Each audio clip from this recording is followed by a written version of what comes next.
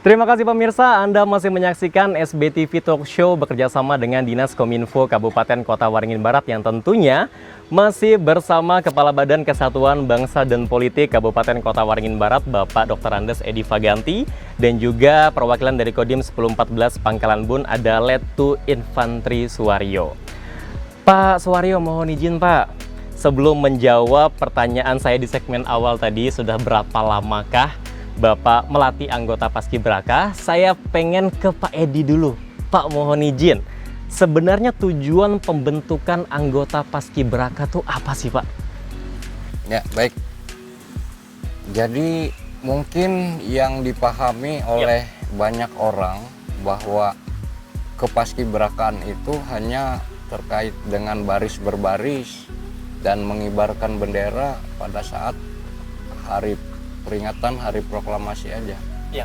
Nah, sesuai dengan ketentuan peraturan presiden yang terbaru ya berkaitan dengan kepaskibrakaan, tujuan daripada pembentukan paskibraka ini selain membentuk mental karakter setiap generasi muda ini, tapi yang lebih penting dari itu, pembentukan ini dalam rangka mempersiapkan calon-calon pemimpin masa depan. Tentunya calon pemimpin yang memiliki karakter, yang memiliki kemampuan fisik,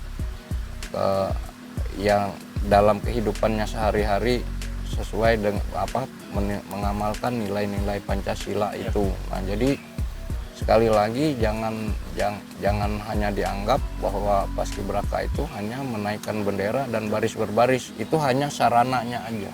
Tapi yang lebih penting, mereka itu dibentuk untuk menjadi pemimpin masa depan yang berkarakter Pancasila. Kenapa demikian? Karena kita ketahui bersama di era sekarang ini nilai Pancasila itu terutama di generasi muda itu sudah hampir luntur. Jadi dengan pembentukan paskibraka ini diharapkan mereka ini nanti menjadi pembumi atau pengarus utamaan Pancasila itu di generasinya. Jadi generasi ini nantilah yang akan mengembangkan nilai-nilai Pancasila itu pada generasinya. Jadi itu tujuan utama pembentukan paskibraka. Jadi memang tidak sesederhana anggota Paskibraka itu dibentuk untuk upacara saja, tidak ya Pak ya, tapi lebih ke bagaimana membentuk pemimpin masa depan yang tentunya berkarakter Pancasila dan yang mudah-mudahan nantinya dari anggota Paskibraka ini bisa menjadi pemimpin di waktu yang akan datang. Perlu saya tambahkan Mas Tony, jadi mereka ini kan bertugas nanti setelah dikukuhkan bertugas selama 1 tahun sampai 2025. Nah, ya. Setelah mereka nanti selesai bertugas, mereka kan dipurnakan itu menjadi Purna Paskibraka Indonesia. Dari seluruh purna itu nanti akan diseleksi oleh BPIP. Yang lolos seleksi oleh BPIP, mereka diangkat menjadi DPPI, Duta Pancasila Purna Paskibraka.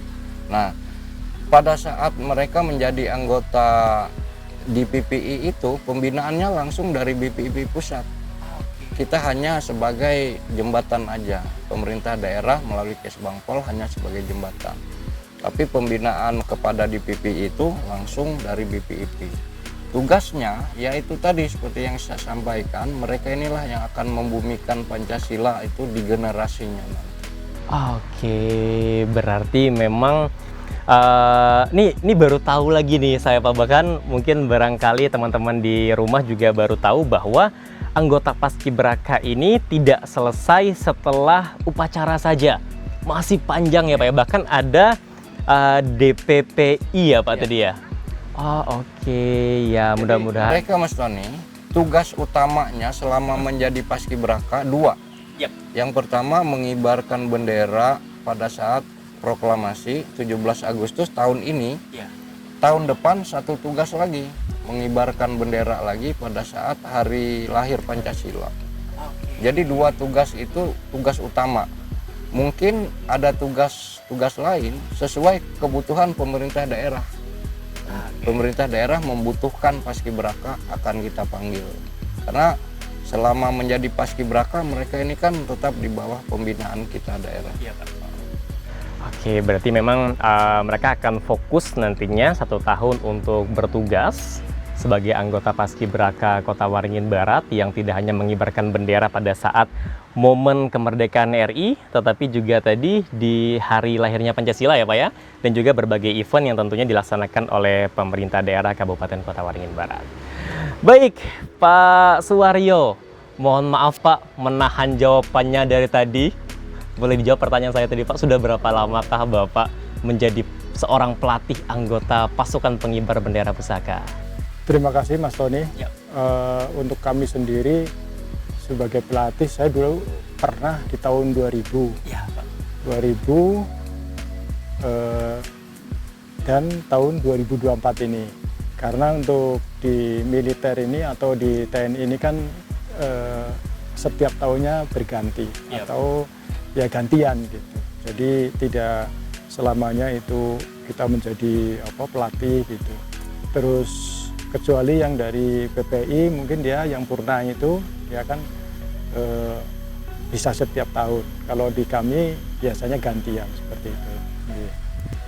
Untuk kami sudah pernah 2 kali melatih Paskibra ini, termasuk 2000 sama dengan tahun 2024. Wah, lama banget tuh Pak ya? Iya. Kalau dulu kan masih anggota, untuk sekarang kebetulan saya perwira diberikan kepercayaan oleh Kabankesbang ini untuk bisa membantu memberikan sesuatu yang terbaik lah tentunya untuk adik-adik kita ini. Mudah-mudahan lancar ya Pak ya selama proses pemusatan latihannya. Kalau untuk jumlah pelatihnya sendiri Pak, selain Bapak Suwaryo ada siapa lagi dan totalnya ada berapa orang? Untuk totalnya ada 9 orang. 9 orang? Dari TNI ada 4, TNI itu ada TNI Angkatan Darat dan Angkatan Udara. Jadi yang dari Angkatan Darat ada 3 orang, terus dari Angkatan Udara 1 orang. Terus ada dari Polri 1 orang. Polri 1 orang? Selebihnya dari PPI itu yang purna ya Pak. Purna Paskibraka ya, atau anggota Paskibraka tahun-tahun sebelumnya. Oke Pak, untuk menyatukan pemikiran dari banyaknya pelatih tadi Pak dengan total 9 orang, terdiri dari 4 orang dari unsur TNI, kemudian 1 orang dari unsur Polri, dan sisanya dari PPI. Ada kesulitan nggak Pak? Siapa tahu nih Pak, dari pelatih A misalkan pengennya gini, pelatih B pengennya gini. Gitu. Baik Mas Tony, jadi kalau untuk pelatihan itu kan sudah ada metodenya. Jadi kita sebelum melaksanakan kan kita briefing dulu. Apa yang mau kita latihkan sehingga nanti tidak bentrok di lapangan. Itu tentunya mereka juga harapannya yang latihan supaya berjalan lancar gitu. Sehingga kita briefingkan dulu sebelum melaksanakan kegiatan gitu. Sebelum latihan kita briefingkan. Berarti selain memang ada acuan dari formasi mereka, ada brainstorming juga ya Pak ya antar pelatih sebelum memberikan materi gitu ya Pak. Oke. Selanjutnya Pak, untuk menjadi seorang pelatih anggota Paskibraka, apakah hanya dari unsur TNI atau Polri, atau sebenarnya masyarakat umum pun yang barangkali mengikuti pendidikan khusus bisa menjadi seorang pelatih anggota Paskibraka Pak? Setahu saya kalau untuk dari TNI Polri tidak ada pendidikan khususnya ya. Tapi kalau untuk dari PPI itu kan itu memang diambil yang dari pasca atau apa? Purna. Jadi Purna Paskibra itu yang direkrut tadi yang disampaikan oleh Pak Edi tadi. Jadi kalau untuk melatih dia sudah tahu gitu. Tapi kalau kita ambilkan dari yang umum atau mungkin belum pernah Paskibra kan nanti tingkat kesulitannya akan lebih tinggi mungkin. Ya. Oke, dan izin Pak Suwaryo, selain tadi apa yang dijelaskan sama Pak Edi di awal terkait dengan kriteria ataupun seleksi terkait dengan penjaringan anggota Paskibraka, nah kalau dari sudut pandang Bapak sebagai seorang pelatih, unsur atau kriteria apa aja yang menjadi faktor utama Bapak bisa pada akhirnya nanti meloloskan seorang peserta Paskibraka, peserta seleksi anggota Paskibraka Pak? Jadi kita ambil dari sisi pertama dari sisi fisik ya. Karena seleksinya itu harus fisik dulu, setelah fisik ada mental, ada pendidikan karakter segala macam. Karena fisik juga menentukan. Betul. Karena kita hari-hari kan di lapangan itu. Kalau fisiknya nggak kuat, ya nanti bahayanya di akhir, Pak. Iya. Gitu. Jadi makanya ada waktu seleksi itu ada tes kesemaptaan, tujuannya untuk kita minimal kita sudah tahu yang akan dilaksanakan ke depan itu kita membutuhkan fisik yang prima bahasanya gitu. Terus yang kedua mental, fisik kuat tapi mentalnya jeblok atau mentalnya jelek itu akan berpengaruh sekali. Gitu. Mental ya Pak. Nah biasanya untuk mengetes mental nih Pak dari seorang pelatih biasanya ngapain nih Pak? Buat biar tahu, kayaknya anak ini mentalnya bagus. Iya, mental itu kadang-kadang ya itu kan ada seni kepelatihan ya. Betul Pak. Ya kalau memang untuk mengedonkan mereka kita bentak dulu lah gitu. Weh, ya kalau mereka itu mentalnya down dia nanti akan minder, goyang gitu. Tapi kan bagaimana kita karena itu sudah masuk, Betul. bagaimana kita harus membentuk dia ini. Padahal kadang-kadang kan mereka mungkin kesannya pelatih itu marah, kan Iya, gitu. Padahal kita hatinya ketawa gitu, hatinya senyum gitu. Cuma kan itu tadi, ya intinya memang membentuk mental itu ya gampang-gampang susah Mas. Gitu. Kalau kita melihat karakternya lah gitu. Jadi tidak semena-mena kita harus keras gitu kan. Ada kalanya mungkin keras itu tujuannya hanya supaya bagus. Ya. Gitu. Kadang-kadang terkadang ya jangankan itu ya anak kita itu susah kali gitu diurus kan harus keras juga. Itu. Apalagi ini yang bermacam-macam ini kan. Iya, karakternya beda-beda gitu. Tapi ya itu seninya kepemimpinan atau kesenian pelatihan kan gitu. Memang penting ya Pak. Penting sekali ya mental. Karena walaupun fisiknya bagus, kemudian latihan baris berbarisnya juga bagus, tapi sekali ditekan langsung goyang. Takutnya pada saat tampil nanti ya Pak ya. Ya, untungnya dia sudah lulus seleksi. Jadi kita udah tahu tingkatannya ini udah ini kalau kita hanya mungkin hanya untuk kita seperti ini kayaknya dia tetap tenang kan gitu. Jadi kita bisa melihat. Oke. Itu untuk itu tadi apa ya kriteria utama Bapak untuk menentukan atau melatih dari segi mental tadi. Kalau untuk metode pelatihannya sendiri Pak, itu seperti apa barangkali dari awal sebelum masuk puslat, metode pelatihannya sampai nantinya mereka tampil atau mengibarkan sang merah putih?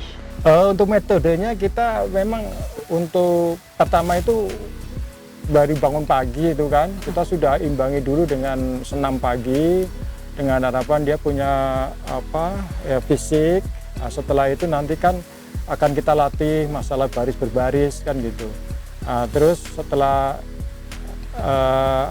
baris berbaris baru nanti itu ada juga pendidikan mentalnya kan, pendidikan karakter.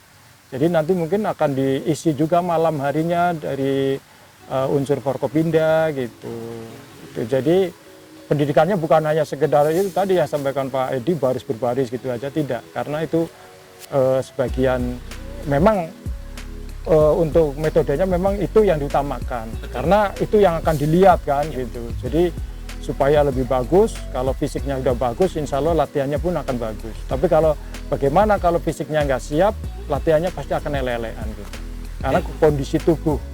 Itu dimulai dari jam berapa sampai jam berapa Pak biasanya? Kalau bangun pagi kan normatif lah ya. Habis sholat subuh, nanti senam gitu pagi, habis senam pagi nanti pembersihan, baru sarapan pagi kan. Setelah sarapan pagi sudah siap, baru berangkat ke lokasi tempat latihan di aplikasinya di lapangan. Gitu.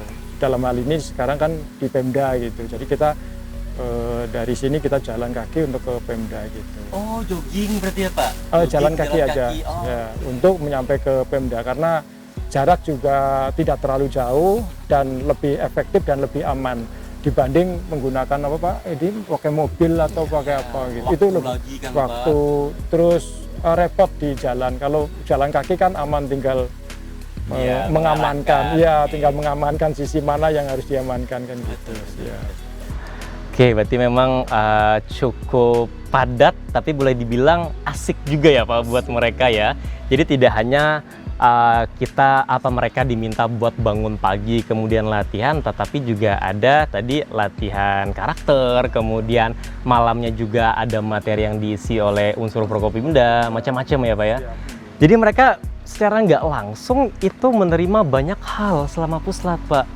Bisa dibilang selain memang mereka menerima ilmu baris berbaris, mereka juga menerima banyak masukan, wawasan berkaitan dengan kepancasilaan ya Pak ya. Dari pagi sampai malam itu ya Pak. Dan hasil akhirnya alhamdulillah selama ini yang saya lihat respeknya bagus. Jadi beda dengan yang tidak pernah dilatih gitu Pak Iding ya. Itu beda. Jadi kalau udah masuk ke ini, makanya kenapa orang itu sebenarnya banyak peminatnya. Tapi karena keterbatasan itu tadi kan. Itu karena hasilnya setelah saya perhatikan luar biasa gitu. Walaupun memang waktu yang tidak terlalu lama ya, karena kan keterbatasan mungkin dari sisi apa gitu kan, intinya gitu. Tapi dari waktu yang ada itu kita press sehingga dia mempunyai itu tadi karakter, mental dan fisik juga alhamdulillah harus bagus terbentuk. Betul. Nah Pak, seperti yang kita lihat di TV-TV nasional biasanya tuh Pak, kalau sudah 17 Agustus baik pagi maupun sore, itu biasanya di Istana Negara itu ada formasi yang terbentuk seperti yang disampaikan sama Pak Edi tadi, 17, kemudian 8, 45. Nah untuk menentukan itu Pak, random aja kah atau memang ada seleksi setelah seleksi lagi Pak? Jadi gini Mas, jadi kita waktu latihan kan random dulu kan. Ya. Setelah itu kan nanti kita bisa lihat, kita kalau di cara gampangnya seleksi alam lah. Kita ambil ini nanti diambil ini satu, oh ini kurang ganti lagi gitu. Tapi kita juga dalam waktu cepat, karena kalau nanti terlalu lambat khawatirnya nanti pada saat kita untuk sudah fokus masih tukar apa namanya ya iya tuh maksudnya tuh gonta-ganti gitu loh.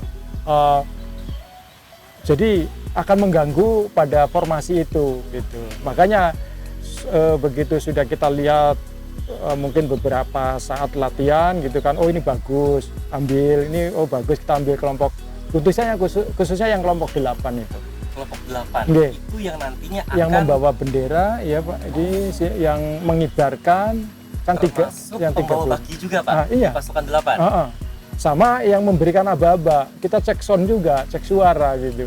Ya, karena kalau yang ya, betul, kita cek satu-satu itu. Nanti ada juga yang suara bagus tapi telat. Oh, oke. Macam-macam ya Pak. Iya, sudah ini kita udah pasang suara bagus ini gitu. Tapi begitu kita coba melaksanakan itu telat. Nah, artinya telatnya itu telat terlambat memberikan aba-aba gitu. Gitu. Karena kan itu harus punya timing yang tepat gitu. Oh, di sini saya harus belok kiri. Di sini harus dihentikan. Pas di sini harus dihentikan, ternyata jalan terus. Nah itu kan akhirnya, wah ganti kan gitu. Berarti itu yang aba-aba Pak posisinya paling depan kah atau tidak harus yang paling depan? Oh justru yang di belakang ya Pak? Di belakang itu kita ada 2 untuk cadangan, 1 yang di kiri sama di tengah. Gitu. Dan itu usahakan memang suara yang minimal suaranya bagus, tidak terlalu ya intinya bagus lah suara gitu. Ya, kita dari mengambil yang rata-rata gitu, yang paling bagus gitu. Tujuannya itu tadi dan harapannya dia tepat. Ya. Itu yang diharapkan, jangan sampai telat. Nah kalau telat walaupun bagus ya kita cut gitu. Timingnya ya Pak, betul ya, timingnya itu yang penting. Harus fokus gitu. Itu pun kadang-kadang itu pun kadang-kadang harus dipompa bumi dulu. Pompa bumi maksudnya gimana Pak? Ya push up lah gitu. Oke. Oh pompa bumi ya. Kalau tidak dia dianggap ringan terus kan gitu. Supaya dia ada respect gitu. Karena memang dari seluruh pasukan itu intinya menunggu aba-aba dari seorang yang dipercaya itu ya. Yang khususnya kelompok 8. Karena endingnya ada di kelompok 8 itu. Kalau itu kacau satu sudah terlihat di situ. Selain tadi yang memberikan aba-aba Pak, adakah formasi lain yang harus ada kriteria khusus untuk mempercayakannya Pak? Kalau yang lain tuh masih bisa lah menyesuaikan gitu. Untuk yang kelompok 17, kelompok 45 itu kita masih bisa ambil random ya gitu. Yang tinggi lah paling nggak yang depan gitu. Paling depan ya, depan gitu. Walaupun di depan itu ada yang bagus, kalau yang kelompok 8 itu nggak rata juga kita ya minimal yang khususnya yang untuk pengibar pengibar bendera itu penggerek. Nah, itu minimal yang standar lah, yang rata gitu. Dan punya sikap yang bagus. Kalau dia tidak punya sikap yang bagus juga kita ganti gitu. Betul. Jadi untuk beberapa posisi tadi Pak lah kayak pemberi aba-aba, kemudian penggerek bendera tadi, sama yang pembawa baki. Untuk itu khusus ya Pak ya. Gitu. Dan bolak-balik Dan diganti itu ya, Pak ya. stresnya tingkat tinggi itu. Makanya lebih baik kita stressing dulu daripada nanti stressingnya belakangan. Iya. Itu. Betul. Makanya anggap aja itu stressing gitu. Setelah dia nanti udah mental jadi, insya Allah dia akan tenang gitu, punya ketabahan lah gitu. Jadi kayak gitu ya Pak ya, suka dukanya macem-macemnya ketika melatih anggota Paskibraka. Dan terkadang kita ngeliat dari awal nih Pak ya, sebagai seorang pelatih misalkan, kita ngeliat oh kayaknya anak ini cocok, tiba-tiba performanya jatuh atau down gitu, itu ada kemungkinan buat diganti lagi Pak ya, terus dirotasi gitu ya Pak? Kalau untuk yang sudah masuk ini bagaimana dia bangkit semangat. Itu Kecuali jadi, tadi yang mengisi beberapa posisi. Kalau kelompok 8 itu memang kita ganti, tapi kalau yang untuk keseluruhan kan enggak. Kalau mungkin yang di belakang kan tinggal ngikut aja kan gitu. Yang ikutin ritme ya. Ritmenya aja. Nah Pak, melihat kondisi atau situasi latihannya yang memang cukup menguras fisik, kemudian tenaga, fokus juga, itu kan sedikit banyaknya takutnya berdampak pada kesehatan dari anak-anak yang mengikuti pemusatan latihan. Untuk teknis mengontrol kesehatan mereka dari segi pelatih atau tim itu seperti apa Pak? Jadi begini Mas Tony, kalau untuk treatment ya bahasanya itu, kalau akan melaksanakan kegiatan itu kita minimal yang terlihat dulu lah tensi. Oke. Itu setiap hari Pak? Setiap hari, karena kita juga didampingi dari Dinas Kesehatan, ada 1 dokter, terus ditambah perawat. Satu perawat gitu. Jadi tapi minimal tensi dulu. Kalau tensinya bagus kan nanti ini. Sebelum tensi juga kita tanya dulu. Sebelum melaksanakan kegiatan ada yang sakit gitu. Itu pasti kita harus tanyakan dulu ke mereka. Supaya jangan sampai nanti dia sakit tapi dipendam. Rasa malu kan ada. Iya. Itu. Nah, makanya teman yang lain semangat ya Pak ya. Terus untuk lebih ya bukan aman sih ya, tapi lebih yakin. Di tensi lah minimal gitu. Jadi kita setiap ada kegiatan kita tensi dulu untuk menghindari hal-hal yang tidak diinginkan. Harapan kita ya tetap semua berjalan dengan sesuai dengan rencana ini gitu. Tapi pernah nggak Pak terjadi selama Bapak ngelatih, atau memang mohon izin Pak Edi sebagai Kepala Kesbangpol menyelenggarakan Puslat Paskibraka ini, sampai ada anak Paskibraka yang sakit fatal sampai harus dipulangkan? Pernah kejadian nggak Pak? Saya? Ya, boleh Pak. Kalau seingat saya tahun kemarin ya, ada anak yang mentalnya sebenarnya, yaitu seperti yang dikatakan Pak Wario tadi, bahwa mental itu kunci utama di dalam pelaksanaan pelatihan itu. Sebenarnya orangnya sehat, tapi karena mentalnya down, jadi terbawa sakit, semacam sakit. Jadi kita kembalikan ke orang tuanya dan kita naikkan urutan berikutnya. Oh, berarti masih ada sebenarnya kesempatan yang tidak lolos ya Pak ya? Jadi jangan dikira masuk di dalam Pusdiklat ini sudah pasti lolos. Nanti ada kemungkinan-kemungkinan, misalnya sakit, misalnya pindah, dan lain sebagainya, itu terus berjalan. Jadi akan diisi urutan berikut. Begitu. Sesuai tadi yang disampaikan sama Pak Suwaryo tuh seleksi alam ya Pak ya? Jadi seleksi alam untuk formasi-formasi yang dibentuk, kemudian seleksi alam untuk anggota Paskibraka yang masih bisa bertahan atau tidak ya Pak ya? Oke. Berarti memang tidak menutup kemungkinan masih ada kesempatan dari ranking-ranking yang di bawah 45 tadi Pak ya. Oke, tapi kita semua berdoa semoga 45 orang yang sekarang mengikuti pemusatan latihan ini sehat, kemudian fisiknya kuat, karakternya terbentuk dan nantinya lancar pada saat pengibaran bendera merah putih. Untuk Pak Suwaryo lagi nih Pak, mohon izin, selama Bapak melatih 2 tahun 2000, kemudian 2024 dengan jenjang waktu yang cukup lama, suka dukanya Pak selama melatih? Ya kalau secara pribadi suka dukanya ya sebenarnya banyak hal gitu. Tapi namanya pelatih itu intinya kita mengedepankan kesabaran. Sabar ya. Sabar itu aja. Walaupun memang secara suara, secara ya tindakan pembawaan itu garang, tapi hati kan tetap sabar gitu. Apa ya? Ya itu kan hanya trik apa ya cara lah gitu untuk mereka supaya bisa ada respect gitu. Kalau kita nanti datar atau kita mungkin turun, pelatihnya dia nggak ada semangat Mas. Kadang-kadang ya kita memang harus perlu seperti itu kan. Tapi intinya kita tetap harus sabar. Berarti dengan kata lain Pak, walaupun lagi mumet banyak pikiran, Bapak tetap harus terlihat garang, tegas gitu ya Pak sebagai pelatih ya? Iya. Tapi ya itu tetap sabar gitu. Tetap sabar ya Pak ya, jangan kebablasan juga. Tapi ini asik nih Pak pembahasan berkaitan dengan teknis dari pelatihan. Dan rasanya kurang Pak kalau kita tidak menghadirkan anggota paskibrakanya. Izin berkenankah Pak salah satu perwakilan deh untuk ngobrol bareng kita di sini? Boleh Pak? Boleh.